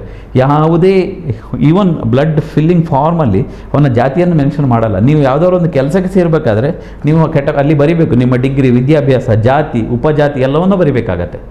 ಅದು ಒಂದು ನಮ್ಮ ದುರಂತ ಅದು. ಆದರೆ ನಾವು ಒಂದು ಬ್ಲಡ್ ಡೋನರ್ ಫಾರ್ಮಲ್ಲಿ ನೀವು ನಿಮ್ಮ ಹೆಸರು, ವಿಳಾಸ, ಫೋನ್ ನಂಬರ್, ಇಮೇಲ್ ID ಮಾತ್ರ ಹಾಕುವಂಥದ್ದು, ನಿಮ್ಮ ಜಾತಿಯನ್ನು ಅಲ್ಲಿ ಕೇಳೋದಿಲ್ಲ. ಈ ಒಂದು ವ್ಯವಸ್ಥೆ ಇದೆಯಲ್ಲ, ಯಾವುದೇ ಜಾತಿ ಮತವನ್ನು ಮೀರಿದಂಥ ಒಂದು ದಾನ ಅಂದರೆ ರಕ್ತದಾನ. ಅದರಿಂದ ನಿಮಗೊಂದು ರಕ್ತ ಜೀವ ಉಳಿಸುವಂಥ ಸಾರ್ಥಕತೆ, ಪುಣ್ಯ ಬರ್ತದೆ. ನಾವೆಲ್ಲ ರಕ್ತ ಸಂಬಂಧಿಗಳಾಗ್ತೇವೆ. ಈ ಕಾರಣದಿಂದ ನಾವೆಲ್ಲರೂ ರಕ್ತದಾನ ಮಾಡಲೇಬೇಕು. ರಕ್ತದ ಅವಶ್ಯಕತೆಗಳು ಯಾವಾಗ? ನೋಡಿ, ರಕ್ತದ ಅವಶ್ಯಕತೆಗಳು ಸಾಮಾನ್ಯವಾಗಿ ಹೆಚ್ಚಾಗಿ ಬರುವಂಥದ್ದು ಹೆರಿಗೆ ಸಂದರ್ಭಗಳಲ್ಲಿ. ಮಗು ಹೆರಿಗೆ ಆಗುವ ಸಂದರ್ಭಗಳಲ್ಲಿ ಹೆಚ್ಚಿನ ಸಂದರ್ಭಗಳಲ್ಲಿ ತಾಯಂದಿರಿಗೆ ಅನ್ಕಂಟ್ರೋಲ್ಡ್ ಹೆಮೊರೇಜ್. ಅದಕ್ಕೆ ಸಾಮಾನ್ಯವಾಗಿ ನಾವು ರೇರ್ ಗ್ರೂಪ್ ಇರುವಾಗ, ಈಗ ತಾನೇ ಹೇಳಿದೆ, ನಾವು ಅದಕ್ಕೆ ಬೇಕಾದ ರಕ್ತವನ್ನು ವ್ಯವಸ್ಥೆ ಮಾಡಿ ಇಟ್ಕೊಳ್ಳಿ, ಮೊದಲೇ ಅಂಥವರನ್ನು ಗುರುತಿಸಿ ಜಾಗ್ರತೆ ಮಾಡಿಟ್ಟು. ಆದರೆ ಕಾಮನ್ ಗ್ರೂಪ್ ಆಗಿದ್ದರೆ ರಕ್ತದ ಸಾಮಾನ್ಯವಾಗಿ ಹೆಚ್ಚಿನ ಎಲ್ಲ ಹೆರಿಗೆ ಆಸ್ಪತ್ರೆಗಳಲ್ಲಿ ಈ ರಕ್ತದ ಸ್ಟೋರೇಜ್ ಇರ್ತದೆ, ರಕ್ತವನ್ನು ಕೊಡಬೇಕಾಗತ್ತೆ. ಹೆರಿಗೆ ಸಂದರ್ಭಗಳಲ್ಲಿ ಅತ್ಯಂತ ಒಂದು ಜೀವವನ್ನು ಉಳಿಸಲಿಕ್ಕೆ ಸಾಧ್ಯ ಆಗ್ತದೆ. ಅದಲ್ಲದೆ ಆಕ್ಸಿಡೆಂಟ್ ಆದಾಗ, ಈಗ ಮಳೆಗಾಲ ಶುರುವಾಯಿತು ನೋಡಿ, ಈಗ ದಿನಕ್ಕೆ 10 ಆಕ್ಸಿಡೆಂಟ್ಗಳು ನೋಡ್ತೇವೆ ನಾವು. ರೋಡಲ್ಲಿ ಹೋಗುವಾಗ ಸ್ಕಿಡ್ ಆಗುವಂಥದ್ದು, ಬೀಳುವಂಥದ್ದು, ತಲೆಗೆ ಏಟಾಗುವಂಥದ್ದು, ಮತ್ತು ರಕ್ತನಾಳಗಳು ಒಡೆದು ಹೋಗಿ ರಕ್ತ ಹರಿಯುವಂಥದ್ದು ರಸ್ತೆಯಲ್ಲಿ. ಆ ಸಂದರ್ಭಗಳಲ್ಲಿ ಇಮ್ಮಿಡಿಯೇಟ್ ರಕ್ತ ಅನ್ನೋದೊಂದು ಅದಕ್ಕೆ ಪರ್ಯಾಯದ ವಸ್ತು ಇಲ್ಲ, ಅದನ್ನು ಆರ್ಟಿಫಿಷಿಯಲ್ ಆಗಿ ನಾವು ತಯಾರು ಮಾಡೋಕ್ಕಾಗಲ್ಲ. ಅದು ರಕ್ತವನ್ನು ದಾನಿಗಳಿಂದಲೇ ನಾವು ಪಡಿಬೇಕು. ಒಬ್ಬನಿಗೆ ರಕ್ತ ಬೇಕು ಅಂತ ಹೇಳಿದರೆ ಇನ್ನೊಬ್ಬ ದಾನಿಯೇ ಕೊಡಬೇಕು, ಬೇರೆ ಎಲ್ಲಿಂದಲೂ. WHO ಪ್ರಕಾರ, ವಿಶ್ವಸಂಸ್ಥೆಯ ಒಂದು ಸ್ಟ್ಯಾಟಿಸ್ಟಿಕ್ಸ್ ಪ್ರಕಾರ, ಒಂದು ದೇಶದ ಜನಸಂಖ್ಯೆಯ ದೇಶದ ರಕ್ತದ ಅವಶ್ಯಕತೆ ಎಷ್ಟು ಅಂದರೆ, ಒಂದು ದೇಶದ ಜನಸಂಖ್ಯೆಯ 1% ಜನ ಎಟ್ಲೀಸ್ಟ್ ರಕ್ತದಾನ ಮಾಡಬೇಕು. ನಮ್ಮ ಭಾರತ ದೇಶದ ಜನಸಂಖ್ಯೆ ನಾವು ತಗೊಂಡ್ರೆ 130 ಕೋಟಿ ಅಂತ ಇದ್ದರೆ, ಅದರಲ್ಲಿ ನಾವು 1.3 crores ರಕ್ತದ ಅವಶ್ಯಕತೆ ನಮಗೆ ಮಿನಿಮಮ್ ನಮ್ಮ ದೇಶದಲ್ಲಿ ವರ್ಷಕ್ಕೆ ಬೇಕಾಗ್ತದೆ. 1.3 crores. ಆದರೆ ಆ್ಯಕ್ಚುಯಲ್ ಮಿನಿಮಮ್ ಅಷ್ಟು ಬೇಕಾಗತ್ತೆ. ನಮ್ಮ ಭಾರತ ದೇಶದಲ್ಲಿ 4 ಕೋಟಿ ಯೂನಿಟ್ಗಳಷ್ಟು ರಕ್ತ ನಮಗೆ ಬೇಕಾಗತ್ತೆ ವರ್ಷಕ್ಕಲ್ಲಿ. ಆದರೆ ಅನ್ಫಾರ್ಚುನೇಟ್ಲಿ ಸಿಗುವಂಥದ್ದು ಕೇವಲ 1 ಕೋಟಿ ಯೂನಿಟ್ ಸಿಗುವುದಿಲ್ಲ, 70 ರಿಂದ 80 ಲಕ್ಷ ಯೂನಿಟ್ ಮಾತ್ರ ಸಿಗುವಂಥದ್ದು. ಬಾಕಿ ಉಳಿದದ್ದು ದಾನಿಗಳಿಗೆ ರಕ್ತ ಸಿಗುವುದೇ ಇಲ್ಲ.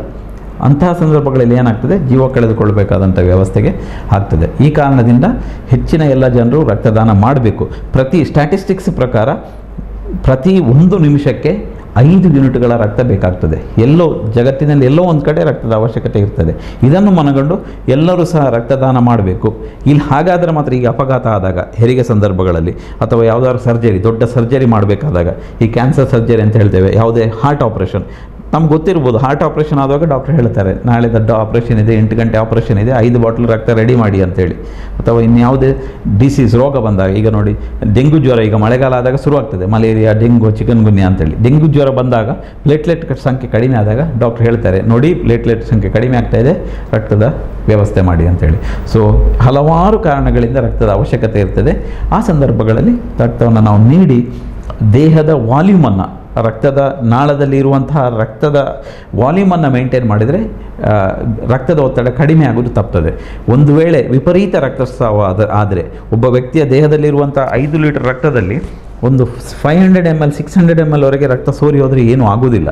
ಅದು 800-900 mlಗೆ ನಿಂತಲೂ ಜಾಸ್ತಿ ಹೋದಾಗ ರಕ್ತದೊತ್ತಡ ಕಡಿಮೆ ಆಗ್ತದೆ, ಹೃದಯದ ಬಡಿತ ಜೋರಾಗ್ತದೆ, ನಾಡಿ ಬಡಿತ ಜಾಸ್ತಿ ಆಗ್ತದೆ. ಆವಾಗ ನಮಗೆಲ್ಲ ಸಿಂಪ್ಟಮ್ಸ್ಗಳು ಗೊತ್ತಾಗ್ತದೆ. ಈ ಸಂದರ್ಭಗಳಲ್ಲಿ ರಕ್ತದ ಅವಶ್ಯಕತೆ ತುಂಬ ಇರ್ತದೆ. ನಮಗೆ ರಕ್ತ ಇಮಿಡಿಯೇಟ್ ಸಿಕ್ಕಿದರೆ ಒಂದು ಜೀವ ಉಳಿಸಲಿಕ್ಕೆ ಆಗ್ತದೆ. ಅದನ್ನು ಜನರು ಅರ್ಥ ಮಾಡಿಕೊಂಡು ಎಲ್ಲರೂ ರಕ್ತದಾನ ಮಾಡಿದರೆ ವೈದ್ಯರಿಗೆ ರೋಗಿಯ ಜೀವ ಉಳಿಸಲಿಕ್ಕೆ ಸಹಾಯ ಆಗ್ತದೆ ಅಂತ ಹೇಳಕ್ಕೆ ಇಚ್ಛೆಪಡ್ತೇನೆ. ರಕ್ತದಾನ ಎನ್ನುವುದು ಒಂದು ರೀತಿಯಲ್ಲಿ ಮಾಡುವುದರಿಂದ ನಮಗೆ ಸಾರ್ಥಕ ಭಾವ ಬರ್ತದೆ. ಈಗ ರಕ್ತದಾನ ಮಾಡೋದರಿಂದ ಲಾಭಗಳು ಅಂತ ಹೇಳಿದ್ರಿ, ಕೊನೆಯದಾಗಿ ಯಾವೆಲ್ಲ ಲಾಭಗಳು ಈಗ ವೀಕ್ಷಕರ ಮಾಹಿತಿಗಾಗಿ? ರಕ್ತದಾನ ಮಾಡೋದರಿಂದ ನೋಡಿ, ಈಗ ತಾನೇ ಹೇಳಿದೆ, ನಿಮ್ಮ BP ಕಂಟ್ರೋಲಿಗೆ ಬರ್ತದೆ, ನಿಮಗೆ ಹೃದಯಾಘಾತ ಆಗೋದಿಲ್ಲ, ನೀವು ಮತ್ತಷ್ಟು ನವ ಚೈತನ್ಯ ಪಡೆದು ಉಲ್ಲಾಸದಿಂದ ನೀವೊಂದು ಬದುಕಲಿಕ್ಕೆ ಒಂದು ದಾರಿ ಆಗ್ತದೆ. ನೀವು ರಕ್ತದಾನ ಮಾಡಿದರೆ ಕೇವಲ 24 ಗಂಟೆಗಳಲ್ಲಿ ನಿಮ್ಮ ದೇಹದಲ್ಲಿರುವಂಥ 5 ಲೀಟರ್ ರಕ್ತದಲ್ಲಿ ಕೇವಲ ಹೋಗುವಂಥದ್ದು 350 ml.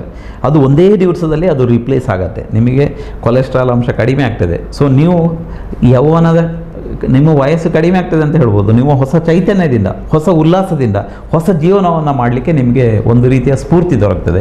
ಅದರ ಜೊತೆಗೆ ನೀವು ಇನ್ನೊಬ್ಬ ವ್ಯಕ್ತಿಯ ಜೀವ ಉಳಿಸಬೇಕಾದ್ರೆ ನೀವು ಡಾಕ್ಟರೇ ಆಗಬೇಕಂತಿಲ್ಲ. ಒಬ್ಬ ಸಾಮಾನ್ಯ ಮನುಷ್ಯನು ಸಹ ಇನ್ನೊಂದು ವ್ಯಕ್ತಿಯ ಜೀವವನ್ನು ಉಳಿಸ್ಬೋದು.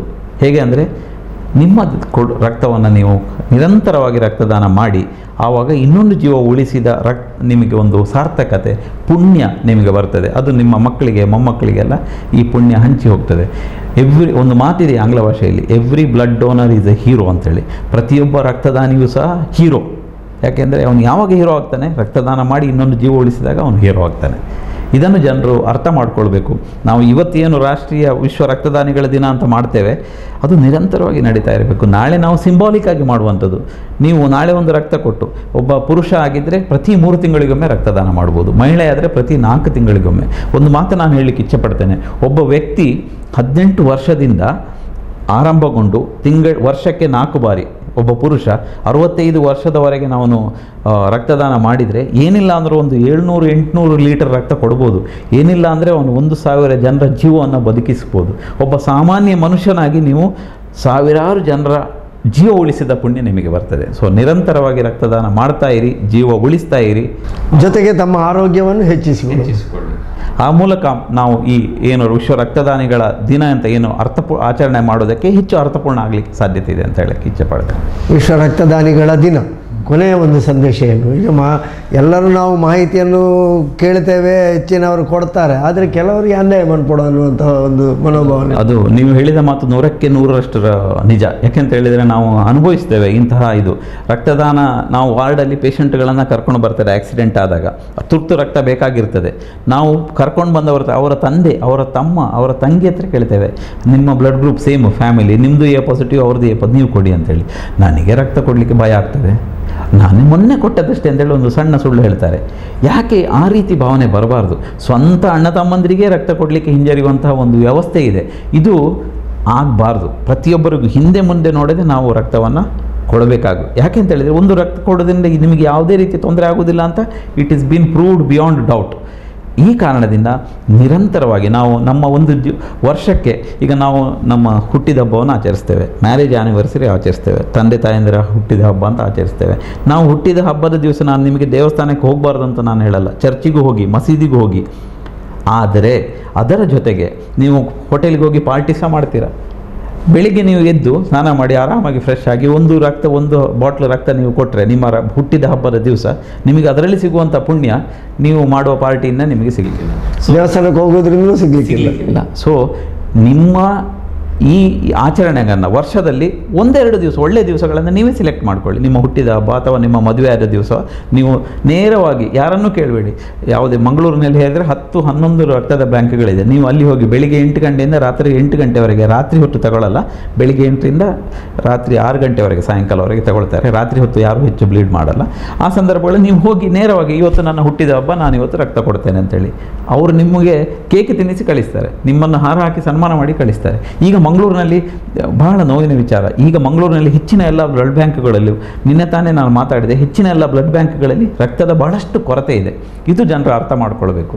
ಒಂದು ವಿದ್ಯಾವಂತರ ಜಿಲ್ಲೆ ಅಂತ ನಾವು ಕರಿತೇವೆ ದಕ್ಷಿಣ ಕನ್ನಡದಲ್ಲಿ, ಇರುವ 10 ಬ್ಲಡ್ ಬ್ಯಾಂಕ್ಗಳಲ್ಲಿ ನಮ್ಮ ದಕ್ಷಿಣ ಕನ್ನಡ ಜಿಲ್ಲೆಯಲ್ಲಿ ದಿನಕ್ಕೆ 100 ಯೂನಿಟ್ಗಳ ರಕ್ತದ ಅವಶ್ಯಕತೆ ಇದೆ. ನಮ್ಮ ಕರ್ನಾಟಕ ರಾಜ್ಯದಲ್ಲಿ 2,500 ಯೂನಿಟ್, ನಮ್ಮ ಭಾರತ ದೇಶದಲ್ಲಿ ದಿನಕ್ಕೆ 38ರಿಂದ 40,000 ಯೂನಿಟ್ ರಕ್ತದ ಅವಶ್ಯಕತೆ ಇದೆ. ಈ ಮಂಗಳೂರಿನಲ್ಲಿ 100 ಯೂನಿಟ್ ರಕ್ತ ನಮಗೆ ಬೇಕಾದಾಗ ಸಪ್ಲೈ ಆಗೋದು 30ರಿಂದ 40 ಯೂನಿಟ್. ಉಳಿದ 40 ಯೂನಿಟ್ 60 ಯೂನಿಟ್ ಎಲ್ಲಿಂದ ಬರ್ತದೆ? ಇದನ್ನು ಜನ ಅರ್ಥ ಮಾಡ್ಕೊಳ್ಬೇಕು. ನಾನು ವೀಕ್ಷಕರಲ್ಲಿ ಕೈ ಮುಗಿದು ಕೇಳ್ಕೊಳ್ತಾ ಇದ್ದೀನಿ, ನೀವು ನಿರಂತರವಾಗಿ ರಕ್ತದಾನ ಮಾಡಿ. ನಾವು ನಿರಂತರ ರಕ್ತದಾನ ಮಾಡುತ್ತಾ ಎಲ್ಲರ ಜೀವ ಉಳಿಸಲಿಕ್ಕೆ ವೈದ್ಯರಿಗೆ ಸಹಕಾರ ನಿಮ್ಮ ನೀಡಿದರೆ ಬಹುಶಃ ಇವತ್ತು ಯಾರದ್ದೋ ಅಕ್ಕ ತಂಗಿಯರು ಅಥವಾ ನಮ್ಮ ತಂಗಿ ವಿಧವೆ ಆಗೋದನ್ನು ತಪ್ಪಿಸ್ಬೋದು, ಅಥವಾ ಇನ್ಯಾರೋ ಅಣ್ಣ ತಮ್ಮಂದರನ್ನು ನಾವು ಬದುಕಿಸಲಿಕ್ಕೆ ಸಾಧ್ಯ ಆಗ್ಬೋದು. ಇವತ್ತೇ ಒಂದು ಶುಭ ದಿನ, ನಾಳೆ ಏನು ಹೇಳ್ತೇವೆ ನಾವು ವಿಶ್ವ ರಕ್ತದಾನಿಗಳ ದಿವಸವೇ ನೀವು ಒಂದು ಸಂಕಲ್ಪ ಮಾಡಿ, ವರ್ಷದಲ್ಲಿ 2 ಬಾರಿ ಆದರೂ ಸಹ ರಕ್ತದಾನ ಮಾಡಿ ಜೀವ ಉಳಿಸುವ ಕೈಂಕರ್ಯದಲ್ಲಿದೆ ವೈದ್ಯರಿಗೆ ನೀವು ಕೈ ಜೋಡಿಸಿದರೆ ಒಂದು ಸುಂದರವಾದಂಥ ಸುದೃಢವಾದಂಥ ದೇಶವನ್ನು ನಾವು ಕಟ್ಟಲಿಕ್ಕೆ ಸಾಧ್ಯ ಅಂತ ಹೇಳಕ್ಕೆ ನಾನು ಇಚ್ಛೆ ಪಡ್ತೇನೆ. ಆತ್ಮೀಯ ವೀಕ್ಷಕ ಬಾಂಧವರೇ, ವಿಶ್ವ ರಕ್ತದಾನಿಗಳ ದಿನಾಚರಣೆ ಎಂದು ನಾವೆಲ್ಲರೂ ಒಂದು ಸಂಕಲ್ಪ ಮಾಡಬೇಕಾಗಿದೆ. ಯಾವ ರಕ್ತದ ಅವಶ್ಯಕತೆ ಇನ್ನೊಬ್ಬರಿಗೆ ಯಾವಾಗ ಬರ್ತದೆ ಅಂತ ಹೇಳಲಿಕ್ಕಾಗುವುದಿಲ್ಲ, ಅಥವಾ ನಮ್ಮ ಜೀವನದಲ್ಲಿ ಯಾವಾಗ ಬರ್ತದೆ ಅಂತ ಹೇಳಲಿಕ್ಕಾಗುವುದಿಲ್ಲ. ಅಂತಹ ಸಂದರ್ಭದಲ್ಲಿ ರಕ್ತದಾನ ಮಾಡುವ ಮೂಲಕವಾಗಿ ಒಂದು ರಕ್ತದಾನದಿಂದ ಕನಿಷ್ಠ ನಾವು 3-4 ಮಂದಿಯ ಜೀವ ಉಳಿಸಬಹುದು ಎನ್ನುವುದನ್ನು ಡಾಕ್ಟರ್ ಮುರಳಿ ಮೋಹನ್ ಚೂಂತಾರ್ ಅವರು ಹೇಳಿದ್ದಾರೆ. ಹಾಗಾಗಿ ರಕ್ತದಾನ ಮಾಡುವ ಮೂಲಕವಾಗಿ, ನಿರಂತರವಾಗಿ ರಕ್ತದಾನ ಮಾಡುವ ಮೂಲಕವಾಗಿ ನಮ್ಮ ಆರೋಗ್ಯವನ್ನು ವೃದ್ಧಿಸಿಕೊಳ್ಳೋಣ, ಇನ್ನೊಬ್ಬರ ಆರೋಗ್ಯದ ವೃದ್ಧಿಗೆ ಸಹಕಾರಿಯಾಗೋಣ ಅಂತ ಹೇಳಿಕೊಳ್ತಾ ಈ ಒಂದು ಒಳ್ಳೆಯ ಮಾಹಿತಿಯನ್ನು ನೀಡಿದಂತಹ ಡಾಕ್ಟರ್ ಮುರಳಿ ಮೋಹನ್ ಚೂಂತಾರ್ರವರಿಗೆ ಎಲ್ಲ ವೀಕ್ಷಕ ಬಂಧುಗಳ ಪರವಾಗಿ ವಂದನೆಗಳನ್ನು ಸಲ್ಲಿಸ್ತಾ ಇದ್ದೇವೆ. ವಂದನೆಗಳು ಡಾಕ್ಟ್ರೇ. ಧನ್ಯವಾದಗಳು.